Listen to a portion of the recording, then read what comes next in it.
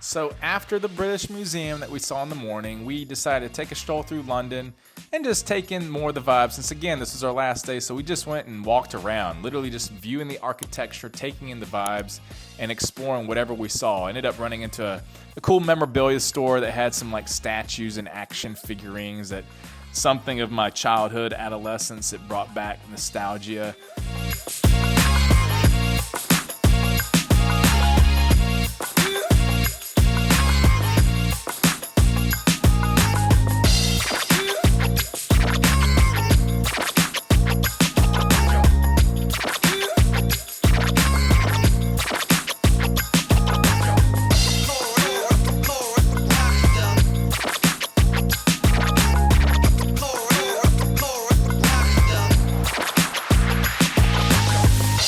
And then we checked out some other places around and then saw a Chinese church in London, which I thought was interesting because, you know, there's not many Chinese churches, and it was just a pleasant surprise to see one there in London.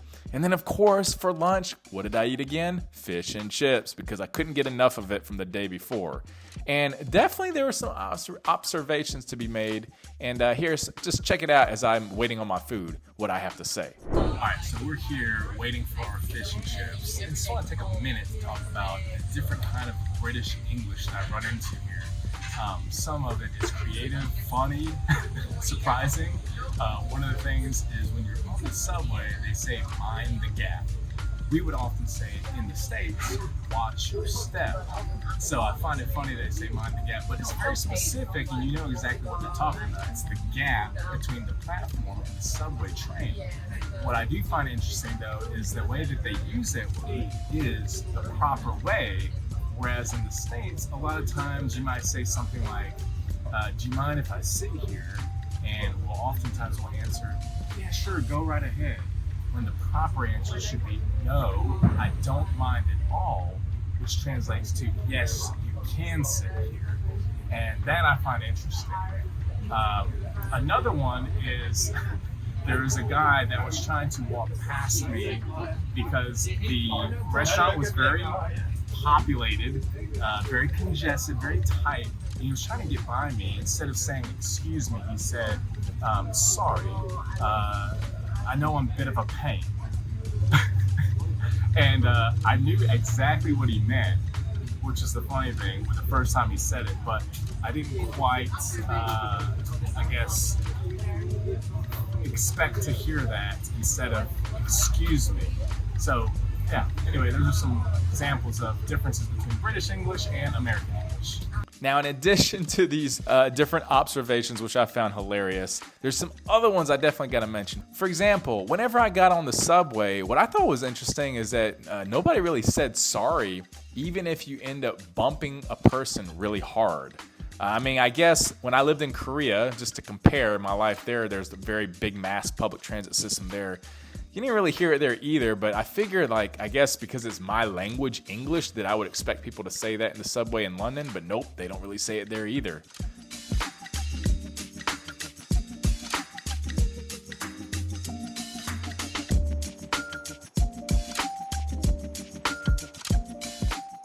Another thing such as our hotel room, oftentimes I would notice in just various buildings that the light switch is oftentimes on the outside wall of the bathroom instead of the inside of the bathroom, which kind of could be awkward because what if you are in there and somebody else flips the switch off and it's dark, you know? But that was an interesting thing. And then another thing, and this is a personal example, I was sitting at the train station just saying goodbye to my friend from York. And there's a lady and her husband that were there nearby us. And the lady at the next table spilt her coffee on the ground next to me. Barely got on me at all. I mean, there's just a little bit of a splash on my leg and sock, but very little. And it was a surprise to me that the husband asked if I was okay and that it didn't get all over me. I mean, they apologized profusely. A moment later, I mean, he went out of his way basically to ask me again, are you sure you're okay? And he puts his hand on my shoulder. Don't know if this is typical of British etiquette, but I found it very nice and a warm welcome there in London. Another thing, being a real estate agent back in Atlanta, when we talk about different kinds of housing in the States, oftentimes we talk about single family homes or townhomes. Well, we use the term townhome ubiquitously in America, but they have all kinds of different words for townhome to describe that kind of architecture. And it's not townhome, it's several other words such as alley, borough, terraced house, or semi-detached house, or flat. Yeah, they got a lot to pick from. And I guess I can understand why, because they don't really have single family homes as much as we do. But at the same time, I was surprised to see how many different synonyms that they used. Another cool thing is whenever I went to a coffee shop and ordered coffee, they always asked me if I wanted it black or white, which I never did get that. I guess we say cream or sugar in the States, but they say black or white there. And then lastly, of the observations I noticed was it was a very more vegan-friendly country than America was. And hence, I felt that people all around me were skinnier, thinner, and healthier. And it wasn't just because of the food selections, but it was because of their choice of what they ate.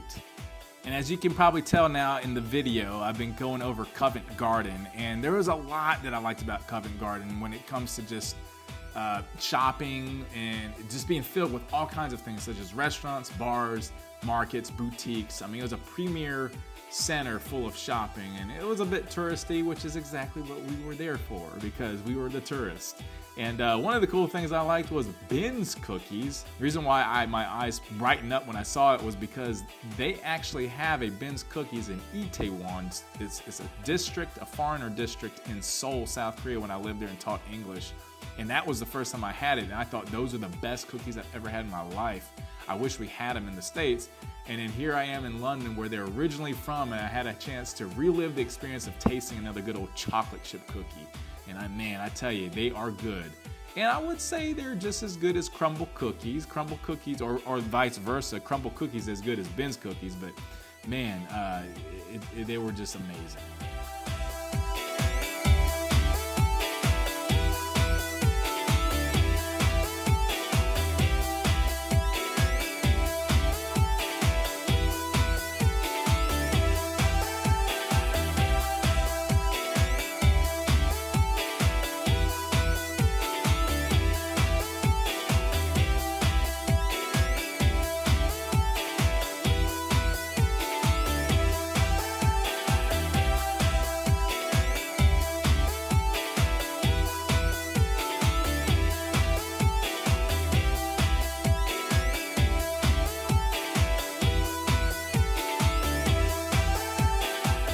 Last but not least, we ended up going to a department store, several floors worth of shopping. Couldn't beat Paris where we had shopped there, but man, this was still an amazing place. And they had some very, very unique ornaments and decorations. Very expensive pieces of statue and different figurine art I found that was interesting. Vases, peacock that was full of gold. Lots of different animals with silver and gold coatings. The furniture and the light fixtures there, I mean, I wish I could have taken some of them home. It would have made our house look incredibly amazing.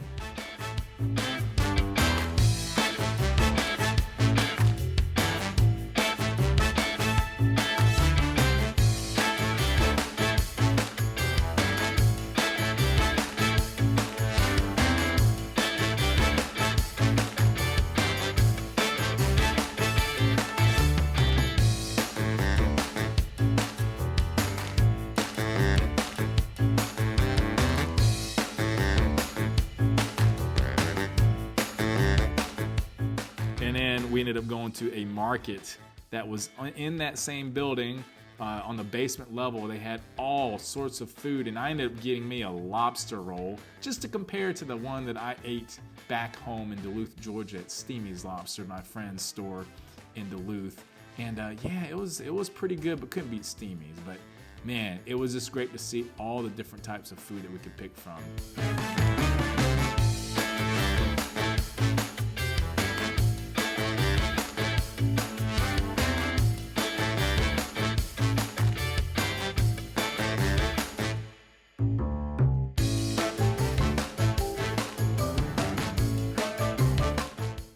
Last last but not least, ended up checking out some funny TV back at the hotel that night before we slept and went on our way back home, and I thought that was cool.